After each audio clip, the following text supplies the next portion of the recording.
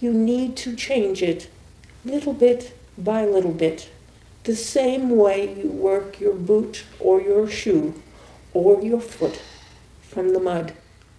And so you start small. You start by affirming that change is possible, because change is inevitable. Illnesses do not last forever. Emotional wounds heal over time. And so you need to begin to believe that change is possible. Because a thing is so today does not mean that it will be so tomorrow. You have seen rules change in your lifetimes. You have watched your own bodies grow and grow old or older. And so it is to accept the world as it is in this moment, but know that it will not always remain the same, and that you have the power to change your perceptions. That is to say, by knowing that change is inevitable, you can force yourself to look forward to the change, to the day when someday you will not hurt so much, till tomorrow, when perhaps something will be different. You can look at where you are today and try to find something to give thanks for. Well, I am still alive. I am still sick, but I am still alive. And there is always the possibility I will get better. The only times that will not change, in a sense, is if you have a terminal illness. But we will discuss the mourning process shortly. And so you must look at what you are experiencing and seek to be as realistic as possible. And that realism includes the fact that this is the way it is. No matter how unhappy you are with the facts as they are presenting themselves to you, this is the way it is. And, in a sense, you need, in the saying that has become popular recently, you need to get over it. This you must say to yourself. Do not say it to other people who are in pain. It does not help them. But it can help you help yourself. This is the way it is. What can I do with the situation right now? We discussed this technique in our problem-solving discussion of last week.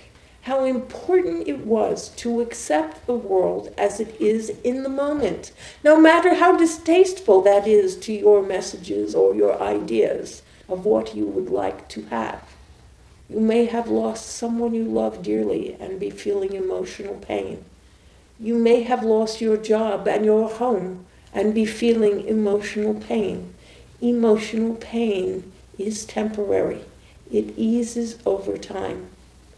This simple knowledge which you truly have and know, for each of you here, have been in very painful situations in your past, emotional pain. And what is in the past is in the past. It can no longer hurt you or harm you. Things have changed, and you have changed. And so that hurt has healed or had a scab over it, so that it no longer is the difficult, painful wound that it once was. And so you accept the situation as it is, and you know that it will change.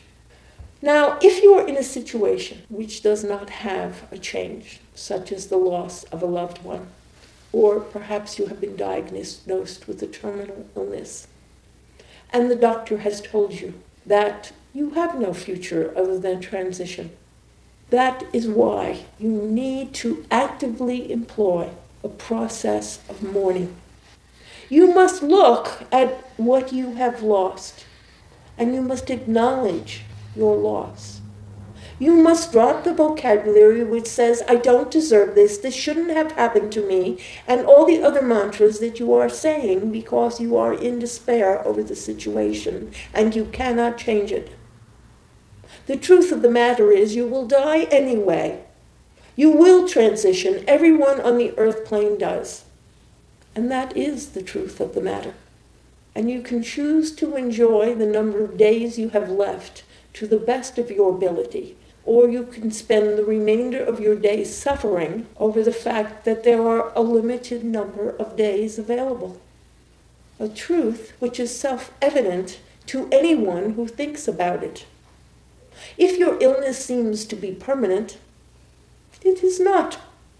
It will either bring you release when you transition, or you will heal, or you will improve. And so, the brutal honesty of all these painful, anguishing situations is that they will not remain the same. And while you cannot jump from total despair into exuberant happiness, you can begin to change your attitude and your thoughts little bit by tiny bit, little bit after little bit, one little bit at a time, until your thoughts are not as filled with pain and suffering, but begin to see the beauty that still remains all around you. Spring is coming. The grass is turning green. The birds are coming back. That is if you are in the northern hemisphere. But the seasons change, and your life changes. And that which is giving you much pain at this time will pass away. You can choose to focus upon the pain and remain in pain. You can choose to focus somewhere else and begin to create optimism and change for yourself. If, as I have said, it is someone you have lost or a death sentence, then you can choose to live in the moment, to enjoy your today, because that may be the only day that you have left. Seek to find the best possible vision and viewpoint so that the day will become palatable for you. If you are in despair or misery because you have lost a loved one, or you have lost other possessions, or your circumstances have changed so dramatically that you have been forced to lose things which you treasured, family members, your home, your car, it does not matter what your treasure was that you lost. If you have been attached to it, it is still painful to lose it, but it is gone, and you must mourn it. That is to say, you must admit that you are sad over the loss that you have endured. It has affected the quality of your life to have lost your treasure, be it human or inanimate, or your pet. And you are entitled to feel sorrowful over your loss.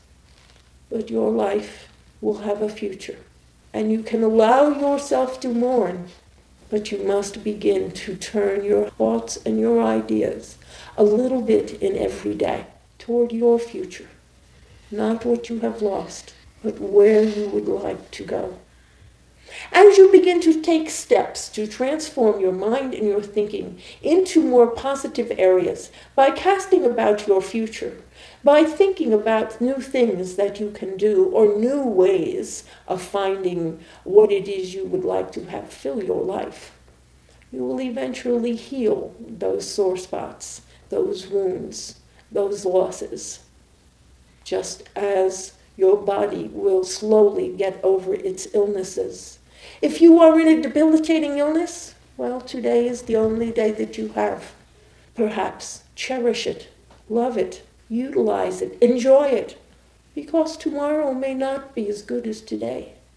And so you must learn to live in the now, accepting that which is good in the now, so that you can enjoy every moment of the life that you have left. You are in control of your perceptions.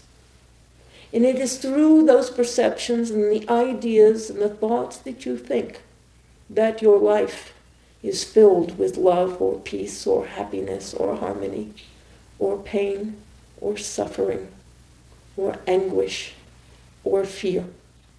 By knowing that you control your thoughts, and you have the power to control your thoughts. By knowing this is so, you are in control of the world in which you exist.